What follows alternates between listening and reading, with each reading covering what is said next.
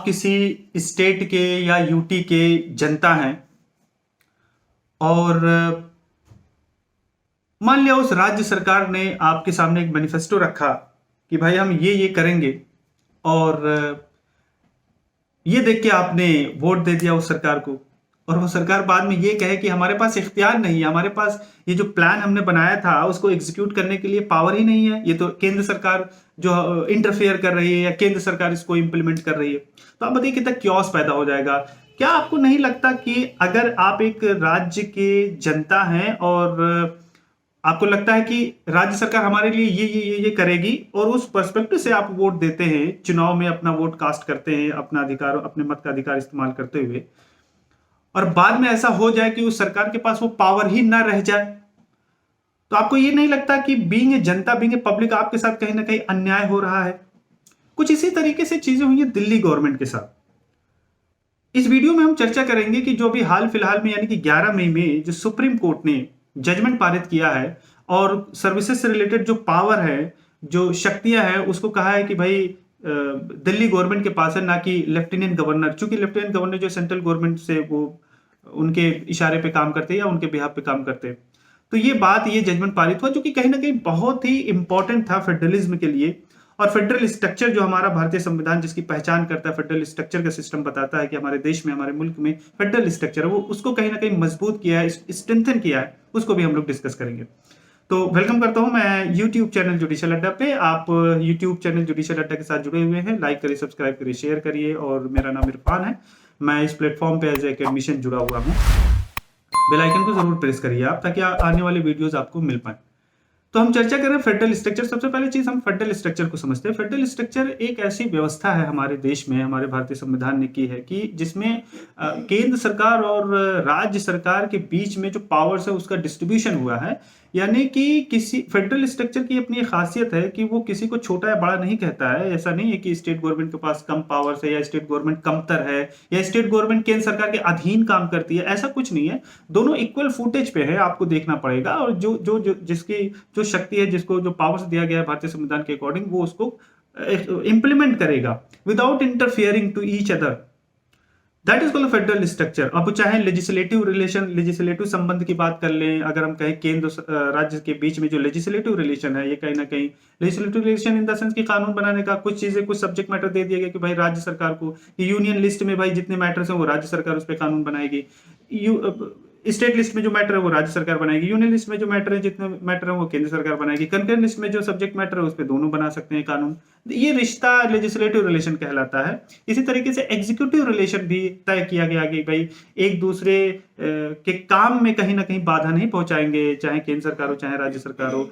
जो जिसको कानून बनाने का इख्तियार हो, उस कानून को वो इंप्लीमेंट भी फ्रीडम यानी कि इंडिपेंडेंट वे में कर सकते हैं। That is called executive relation. उसी तरीके से फाइनेंशियल रिलेशन भी होता है, मनी को लेके, पैसे के लेन देन से रिलेटेड लेके, कि एक दूसरे को, दोनों को, केंद्र को और राज्य को भी इख्तियार है कि वो अपनी जनता की भलाई के लिए या अपने राज्य के स्ट्रेंथन बनाने के लिए, अपने राज्य को आगे बढ़ाने के लिए, उस तरीके से फाइनेंशियली भी वो अपना इंडिपेंडेंटली वर्क कर सकते हैं।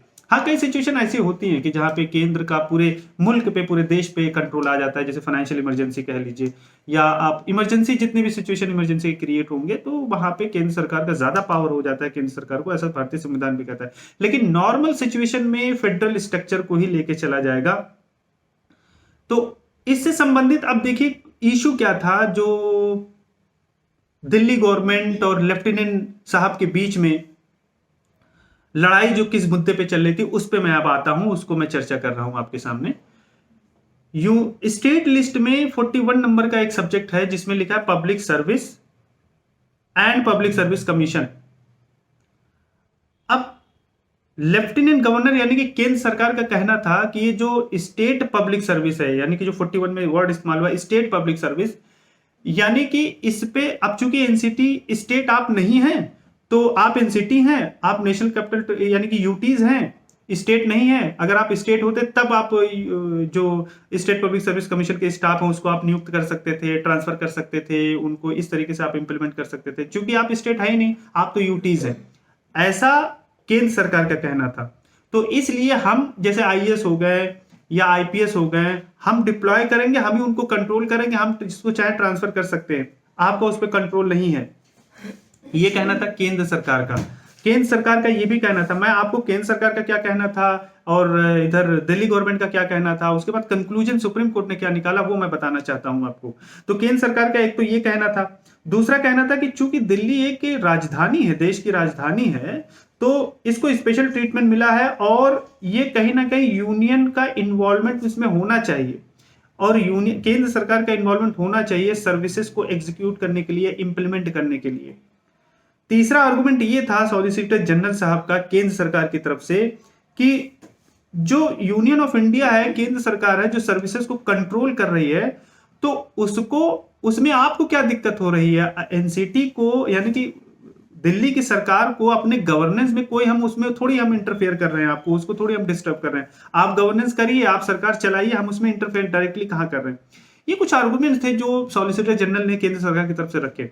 अब एनसीटी जो है यूटी, उनका क्या आर्गुमेंट था? उनका आर्गुमेंट ये था, देखिए लेजिस्लेटिव ऑफ असेंबली जो होती है एनसीएलटी की, उसके पास पावर है कि जो 41 पे जो मैटर है, जो कि स्टेट पब्लिक सर्विस का मैटर है या स्टेट पब्लिक सर्विस कमीशन का मैटर है, दिल्ली गवर्नमेंट का ये कहना था कि लेजिस्लेटिव असेंबली जो है एनसीटी का, उसके पास ये पावर है कि उस पर भी कानून वो बना सकती है। ना सिर्फ कानून बना सकती है बल्कि उसको इंप्लीमेंट भी कर सकती है, एग्जीक्यूट भी कर सकती है। मैं आपको बताऊं कि दिल्ली को यूटी का दर्जा जो है 69th संशोधन हुआ था भारतीय संविधान में, 1 फरवरी 1991 को लागू हुआ था, अमेंडमेंट हुआ था, 69th अमेंडमेंट के थ्रू हुआ था। 239 ए ये आर्टिकल, ये अनुच्छेद ऐड ऑन किया गया। तो उसमें यही कहा गया था कि भाई इस संशोधन की डेट से लेके अब दिल्ली को यूटी कहा जाएगा, जिसमें लेजिस्लेटिव असेंबली होगा। लेजिस्लेटिव असेंबली के जो विधानसभा होगी, विधानसभा के जो मेंबर्स होंगे वो डायरेक्ट जनता चुनाव करके भेजेगी, चुनाव से लड़ेंगे, चुनाव लड़के आएंगे। तो ये सब बातें कही गई थी। और एक एडमिनिस्ट्रेटर होगा जिसको हम लोग लेफ्टिनेंट गवर्नर कह देंगे, लेफ्टिनेंट गवर्नर कह देंगे उसको। और साथ ही साथ ये कहा गया था कि जो यूटीज होंगे उनको entry number 1, entry number 2, entry number 18 पे कोई कंट्रोल नहीं होगा, उन पे उनका पावर नहीं होगा। मैं बता देता हूं कि स्टेट लिस्ट का एंट्री नंबर 1 क्या है, वो बात करता है पब्लिक ऑर्डर का, एंट्री नंबर 2 बात करता है पुलिस का, एंट्री नंबर 18 बात करता है लैंड पे। तो ये 3 सब्जेक्ट है जिसपे नो डाउट यूटी जो है, दिल्ली जो है, वो उस पर कोई इख्तियार, उस पर कोई पावर नहीं रखती। इसमें तो कोई कंफ्यूजन नहीं है और दिल्ली सरकार को भी इस पर कोई ऑब्जेक्शन नहीं था। दिल्ली सरकार को एंट्री नंबर 41 पे ऑब्जेक्शन था कि इसमें हमें आप क्यों रोक रहे हैं, इसमें तो मेरा पावर है, हमारे पावर है, भले इसमें स्टेट पब्लिक सर्विस लिखा है, लेकिन हम भले ही यूटीज है, लेकिन यूटी स्टेट लिख देने से मतलब ये नहीं होगा सिर्फ स्टेट को पावर होगा, हम स्टेट नहीं है तो भी क्या, लेकिन बीइंग यूटी आल्सो वी में exercise the powers confirm on the topic mention in entry number 41। तो कुछ इस तरीके से आर्गुमेंट दिल्ली सरकार की तरफ से किया गया। और दिल्ली सरकार की तरफ से यह भी कहा गया था, जो मैंने आपको कह दिया कि भाई एंट्री नंबर 41 में उन्होंने स्टेट पब्लिक सर्विस कमीशन लिखा, इसका मतलब नहीं कि स्टेट ही, हम यूटी हैं तब भी हम पावर एक्सरसाइज कर सकते हैं उस सब्जेक्ट मैटर पे। और आर्गुमेंट किए गए कि एनसीटीडी हैज लेजिस्लेटिव पावर और एग्जीक्यूटिव पावर दोनों, जो एंट्री नंबर 2 में है 41 में, हमारे पास लेजिस्लेटिव और एग्जीक्यूटिव पावर दोनों है, यानी कि सिर्फ कानून बनाने का नहीं, हम उसको इंप्लीमेंट भी कर सकते हैं। और कहा गया कि एनसीटीडी जो है एक सू जनरिस है। सू जनरिस का मतलब एक अपने आप में इंडिपेंडेंट डेफिनेशन देता है यूटी का, आप ये कह लीजिए कि अलग से क्लासिफिकेशन है, हम और यूटीज की तरह नहीं है, यानी कि आप हमें और यूटीज की तरह मत देखिए। कहीं कहीं बहुत मैक्सिमम केंद्र शासित प्रदेश में जो है विधानसभा नहीं है, वहां पे लेफ्टिनेंट गवर्नर ही कंट्रोल करता है सारी चीजों को। तो इनका कहना यही था कि हम दिल्ली जो है, दिल्ली जो केंद्र शासित प्रदेश है, वो अपने आप में इंडिपेंडेंट है, अपने आप में अलग ही पहचान, अलग क्लास है, एक लीगल क्लासिफिकेशन है, सुजन्निस हम इसको बोलते हैं। आप हमें और केंद्र शासित प्रदेश के साथ मत देखिए कि उनके पास पावर नहीं तो हमारे पास भी पावर नहीं है। तो ये उनका कहना था। अब सुप्रीम कोर्ट ने, जज साहब ने जो बड़ा ही अच्छा डिसीजन कंक्लूजन अपना दिया इस पे, जिससे कि आपको पता चल गया होगा कि अब दिल्ली गवर्नमेंट को पावर है, दिल्ली गवर्नमेंट के पास सारे वो पावर हैं जो एक नॉर्मल स्टेट के पास रिलेटिंग टू सर्विसेज 41 रहते हैं, वो सारे पावर्स हैं। तो अब सुप्रीम कोर्ट ने कहा कि इन्होंने कहा कि जो यूनियन टेरिटरीज का क्लास है वो होमोजीनियस नहीं, जो एनसीटी है, दिल्ली है, दिल्ली जो केंद्र शासित प्रदेश है, वो होमोजीनियस क्लास नहीं है और यूटीज की तरह सजातीय नहीं है। और यूटीज में तो लेफ्टिनेंट गवर्नर होता है, तो यहां उनकी तरह नहीं है, ये अपना अलग एक वजूद रखता है दिल्ली जो यूटी है, जैसे मैंने आपको अभी भी बताया। और जो और स्टेट के गवर्नमेंट स्ट्रक्चर होते हैं सिमिलर वे में दिल्ली का भी गवर्नमेंट स्ट्रक्चर मैक्सिमम स्टेट की तरह, नॉर्मल स्टेट की तरह रहेगा। लेकिन साथ ही साथ ये भी कहा सुप्रीम कोर्ट ने कि जो बाकी यूटीज के गवर्नेंस हैं उसकी तरह नहीं है Delhi, that is called similar नहीं है, ये बात कहा गया। दूसरी चीज कही गई कि जो एग्जीक्यूटिव पावर होंगे एनसीटी के वो को एक्सटेंसिव होगा लेजिस्लेटिव पावर के साथ, यानी कि दिल्ली के पास लेजिस्लेटिव पावर है। जैसे मान लिया कि 41 में लेजिस्लेटिव पावर है, जो 41 में जो सब्जेक्ट है उस पर कानून बनाने का इख्तियार है दिल्ली गवर्नमेंट को, साथ ही साथ उसको एग्जीक्यूट करने का भी इख्तियार है। यानी कि दिल्ली गवर्नमेंट को अगर, ठीक है आईएएस जो होते हैं वो केंद्र सरकार अपॉइंट करती है, लेकिन अगर कोई भी सब्जेक्ट मैटर है, कोई भी जो दिल्ली यूटीज को स्ट्रेंथन करने के लिए, दिल्ली की जनता को बेनिफिट देने के लिए अगर कुछ भी इंप्लीमेंट करना है तो दिल्ली गवर्नमेंट जो है आईएएस या आईपीएस कैडर के एम्प्लॉयज का भी इस्तेमाल कर सकती है, उनको एग्जीक्यूशन पावर दे सकती है, उनको ट्रांसफर कर सकती है, उनको अपॉइंट कर सकती है। कहीं ना कहीं वो जो लेजिस्लेटिव पावर है दिल्ली गवर्नमेंट का उसको इंप्लीमेंट करने के लिए कि वो आसानी से इंप्लीमेंट हो सके। महज इसलिए कि आईएएस या कोई कर्मचारी केंद्र सरकार के द्वारा अपॉइंटेड है तो सिर्फ केंद्र सरकार ही उसको, उस अधिकारी को या उस अफसर को जो है कंट्रोल करेगी, ऐसा नहीं है, दिल्ली सरकार भी कर सकती है। अगर दिल्ली सरकार को लगा कि भाई ये हमारी ये योजना है और उसको लागू करना है और लागू करते समय वो कर सकती है।